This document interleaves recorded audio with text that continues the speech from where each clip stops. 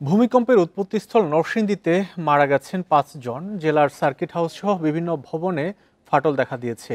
এখনও আতঙ্কে স্থানীয়রা। এ নিয়ে বিস্তারিত জানবো। নরসিংদীর ঘোড়াশাল থেকে যুক্ত হচ্ছেন সহকর্মী সাজ্জাদ হোসেন।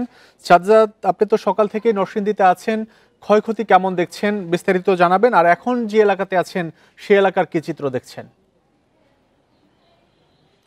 শরীফ, আমরা কিন্তু সকাল থেকে নরসিংদী জেলার বিভিন্ন জায়গায় ঘুরে দেখছি এবং যেই সব স্থাপনাগুলো এবং যে ভবনগুলো ক্ষতিগ্রস্ত হয়েছে সেই বিষয়ে তথ্য সংগ্রহ করার চেষ্টা করছি।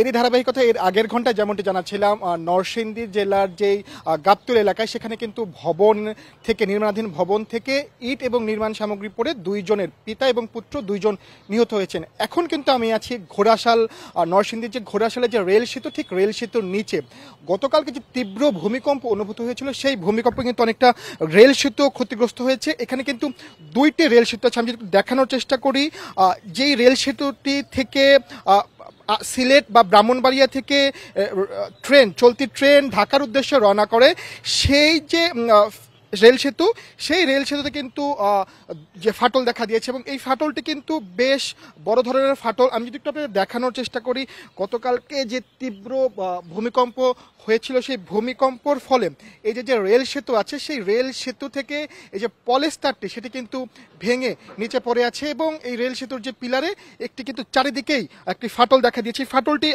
কয়েক জায়গায় চুল পরিমাণ এবং কয়েক জায়গায় বেশ বড়।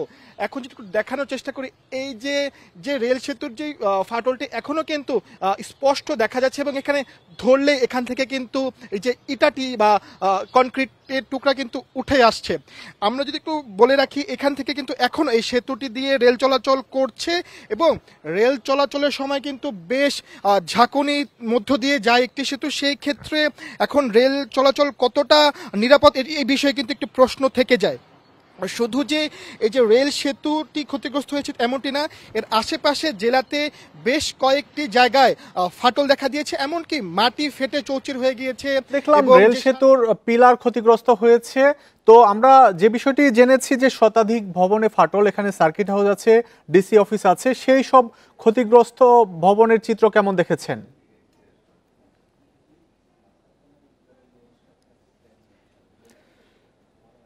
সাজ্জাদ, আপনি এখন নিরাপদে আছেন কিনা? আপনি যেখানে আছেন সেখানে নিরাপদে সংবাদ সংগ্রহ করবেন। আপনার মাধ্যমে আমরা যে বিষয়টি দেখলাম যে রেল সেতু, সেই রেল সেতুর পিলার ক্ষতিগ্রস্ত হয়েছে। আমরা যে বিষয়টি জেনেছি জেলা প্রশাসনের পক্ষ থেকে, আমরা যে বিষয়টি জেনেছি শতাধিক ভবন ক্ষতিগ্রস্ত হয়েছে। আপনি যেখানে আছেন সেখানেও জায়গাটি ঝুঁকিপূর্ণ, কারণ আপনি কিছুক্ষণ আগে দেখাচ্ছিলেন রেল সেতু ক্ষতিগ্রস্ত হয়েছে, সেখানে আস্তর খসে পড়েছে। এই যে রেল সেতুর আস্তর খসে পড়ছে, আপনি সংবাদ সংগ্রহ লাইভে যখন সংযুক্ত আছেন তখনও হয়তো কোনো অংশ আস্তর খসে পড়েছে, এটি আমরা ক্যামেরার মাধ্যমে দেখতে পেলাম। এখন আপনি কেমন আছেন? আপনি ঝুঁকির মধ্যে না থেকে একটু নিরাপদ জায়গায় গিয়ে সংবাদ সংগ্রহ করবেন, আমাদের সাথে সংযুক্ত থাকবেন। তো আপনি যে রেল সেতুর নিচে আছেন, এখানে এখন পর্যন্ত কেউ পরিদর্শন এসেছে কিনা সংশ্লিষ্ট যারা আছেন? জি শরীফ, ধন্যবাদ আপনাকে। আমি এখানে সকালে উপস্থিত হয়ে যে রেল সেতুর আশেপাশে যে বাজারটি রয়েছে সেই বাজারের বেশ কয়েকজন ব্যবসায়ী এবং অনেকের সাথে কথা বলেছি, তাদের কাছ থেকে জানতে চেয়েছি যে ক্ষতিগ্রস্ত যে রেল সেতুটি রয়েছে। এবং ঠিক এই মুহূর্তে কিন্তু আপনি দেখতে পেলেন যখন ট্রেনটি রেল সেতুর উপর দিয়ে গেল, এখান থেকে কিন্তু কয়েকটি কনক্রিটের গোড়া কিন্তু আমার উপরে এসে পড়ে এবং তৎক্ষণাৎ কিন্তু আমি সেই স্থান থেকে সরে নিরাপদ স্থানে অবস্থান নেই। এখন পর্যন্ত কিন্তু রেল সহ অন্যান্য যে কর্তৃপক্ষ কেউই কিন্তু পরিদর্শনে আসেনি, এমনটি কিন্তু এখানে যারা স্থানীয়রা আছেন তারা কিন্তু আমাদের জানিয়েছেন। তারা কিন্তু এখনো যে ফাটলটি রয়েছে বা এটি কতটি ঝুঁকিপূর্ণ সেই বিষয়টি কিন্তু এখনো পর্যবেক্ষণ করছেন এবং আমি লাইভে যুক্ত থাকা অবস্থায় যেমনটি আপনারা দেখলেন এখনো কিন্তু এখানে এই ঝুঁকিপূর্ণ অবস্থায় ট্রেন চলাচল করছে এবং এই বিষয়ে কর্তৃপক্ষ থেকে কোনো ধরনের সিদ্ধান্ত বা পর্যবেক্ষণ নেওয়া হয়নি।